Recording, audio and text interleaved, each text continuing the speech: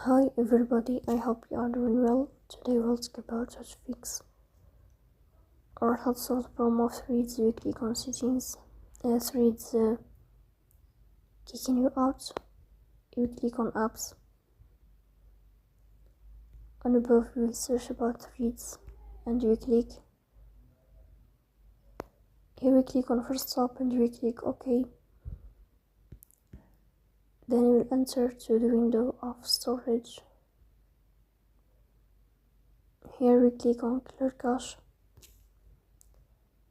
In the end you will turn off your phone and you will wait a moment to restart your phone again to fix that problem.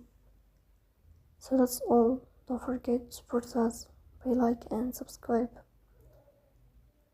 See you next time in another video, and thank you for your watching and your attention.